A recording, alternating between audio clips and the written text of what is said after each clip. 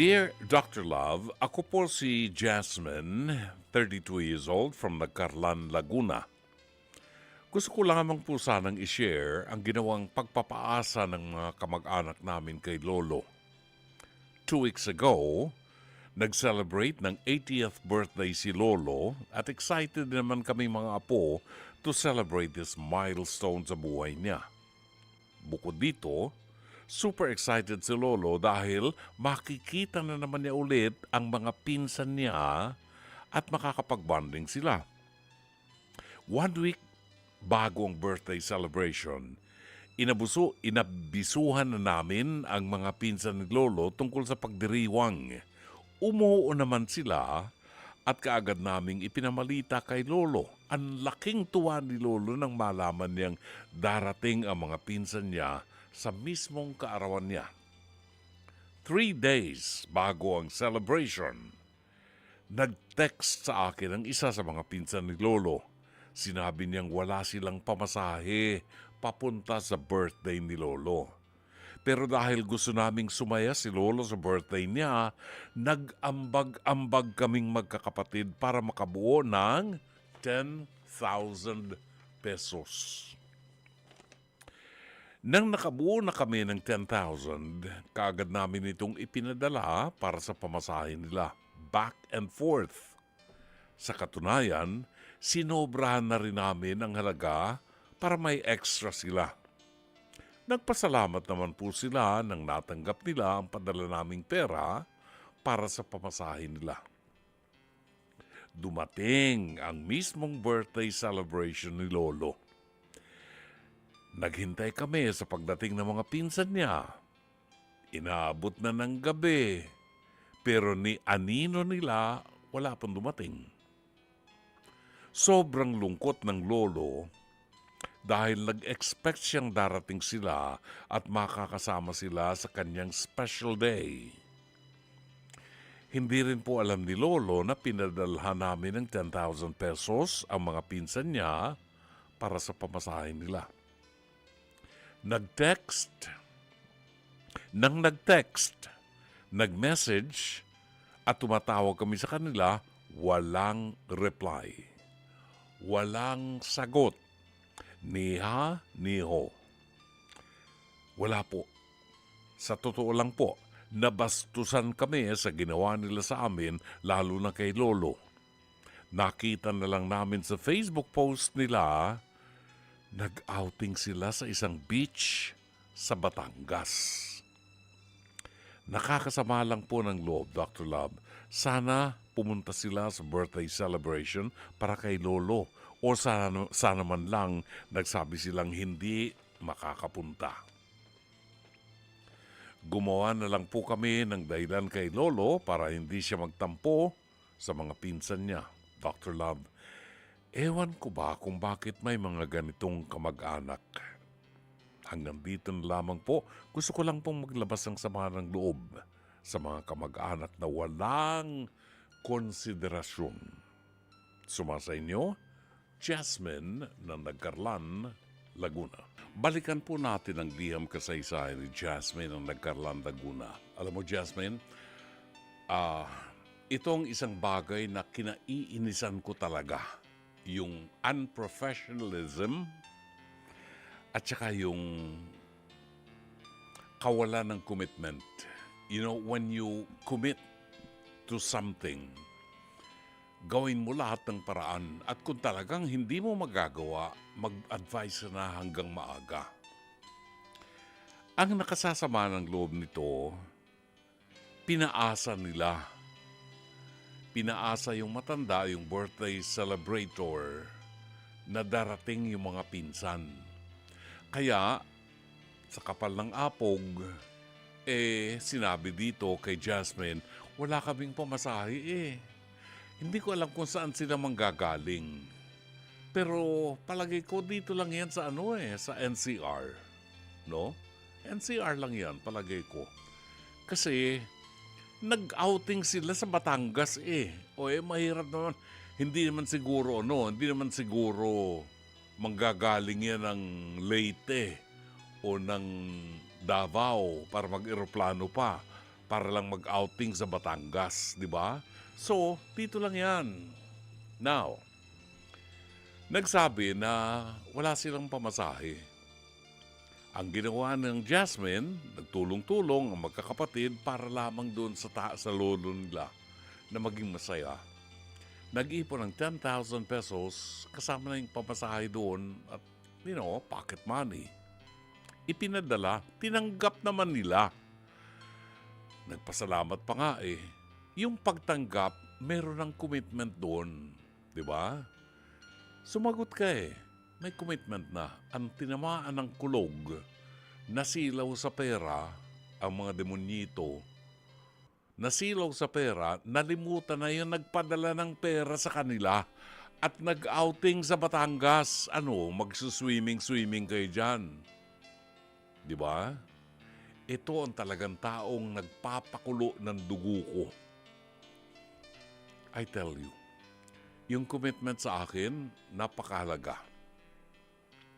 At pag ganito ang kamag-anak ko, I am willing kalimutan na sila. Huwag nyo nang ibalik yung 10,000. Sa inyo na yan. Sige. Sana nag-enjoy kayo. Sana hindi kayo nadikitan ng yung fish na, yung sea creature na gumaganong-galon na Makati, jellyfish. Sana hindi kayo nakapitan ng jellyfish. Di ba? Nakakainis.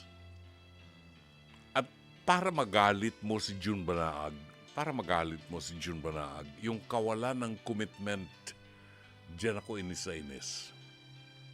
Ugali nating Pilipino, pag meron tayong appointment, sasabihin, o sige, magkita tayo, Brother June.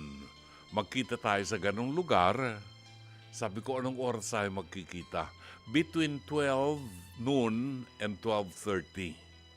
Ganyan ang mga dialogue sa akin. Pag kayong kaibigan ko, huwag niyong gagawin yan sa akin kasi mapapahiya ka. Between 12 noon and 12:30, 30 minutos yun. Matagal yun kung maghihintay ako. Bakit hindi mo sabihin 12:15? Di ba? Or 12 noon. Or 12:30. Sabihin mo eksakto. Huwag mo kong paglaruin doon sa 12 noon to 12:30. Kasi masyadong 30 minutos yung papatayin ko na oras na yan. At mahalaga sa akin. Alam niyo sa akin, umiinog ang buhay ko. Paggising pa lang sa umaga, umiinog ang buhay ko sa wristwatch, sa relo. Itanong niyo yan sa pamilya ko. Kahit may lakad kami, pag sinabing 12 noon o 9 o'clock in the morning, aalis kami, punto 9:00, nasa loob na ako ng kotse. Alam yan ng mga anak ko, alam yan ng misis ko. Kasi pag hindi, bubusina na ako sa garahe. Bubusina na ako. Mahalaga yan eh. Yung call time namin sa face-to-face. Ang call time namin, 9 o'clock or 10 o'clock, 10 o'clock mag-re-rehearse na eh. Pero as early as 9, nandun ako. Wala akong late, no? Kasi importante sa akin yun, ayoko na may naghihintay sa akin. Pwera na lamang dun sa lugar na pinuntahan mo na hindi mo alam ang flow of traffic. Pag gano'n ang ginagawa ko, naglalaan ako ng mas mahabang time sa pagbiyahe. Kasi ayoko po nang ako ang naghihintay. Ayoko rin na maghihintay ang tao sa akin. Kung ako ang ka-date mo na magkikita tayo sa isang lugar, ang una kong tatanong, anong oras? Kailangan maging eksakto ka doon sa oras na yun. Kung alas 12, hindi pwede sa akin yung between 12 and 12:30. No? Pag alas 12 ang usapan natin, bibigyan kita ng 10 minutes. Mahaba na yun, ha? 10 minutes. Papatayin ko ang 10 minutes ng paghihintay sa'yo. Wala akong pakialam kung presidente ka ng kumpanya. Pag dumating ka ng 11 minutes after the appointed time, wala ka nang aabutan. At kung abutan mo ako doon, tatalikuran kita. Ganon ako katindi. I'm sorry. Kasi hindi ganon ang ginagawa ko sa kapwa ko. Binibigyan ko ng pagpapahalaga ang kausap ko. Yan ang problema nating Pilipino eh. Yan ang sabi nila, Filipino time. Kasabihan lang po yun. Ang katotohanan po pwede naman tayo mag-adjust. Pwede nating panindigan yung ating commitment. At para kay Jasmine, kung ako ang tatanungin mo, Jasmine, pinatunayan na nung mga kamag-anak, mga pinsan ng tatay mo, ng lolo mo, pinatunayan na nila kung anong klaseng pagkatao meron sila na nasisilaw sila sa halagang 10,000 pesos. At yung mga ganyang klase ng tao, it doesn't matter kung kamag-anak kita. Pag ganyan ka, you don't deserve my time. Hindi ko napapansinin yung mga taong yan. And never again will I invite them. Never again will I invite them. I-charge it to experience, wika nga. Ngayon, alam mo na kung paano gagawin mo. Ito, oo, tama ka, Jake. Itong klase ng mga tao na humingi ng pamasahe sa'yo para pumunta sa party. Pagdating sa party niyan, magsasharon ko na ito yan. May bit-bit yung mga plastic na supot na iuwi pa nila. Di ba?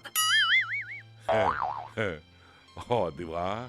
Ito ha, tandaan nyo, kapag merong event, may handaan, halimbawa, merong event, at hindi kayo kinumbida, do not ask why. Malinaw yon, hindi kayo kumbidado, huwag kayong pupunta. Pag hindi kumbidado, huwag kayong magtatanong kung bakit hindi kayo kinumbida. May mga kaibigan ako na hindi ako kinumbida sa mga events nila. Okay lang. May dahilan sila at hindi ko na kailangang alamin pa. Kasi ako, may event ako. Pag birthday ko, hindi lahat ng tao kinukumbida ko. Hindi lahat ng kaibigan kinukumbida ko. Hindi lahat ng kamag-anak kinukumbida ko. Pag kinumbida ko yan, alam ko kasi kung sinong kamag-anak ko na may baon na plastic na supot na malayo pa kumakanda na ng balutin mo ako. Paano kung konti ang pagkain? At saka, hindi tinatanong kung bakit hindi ka kinumbida. That's very unethical.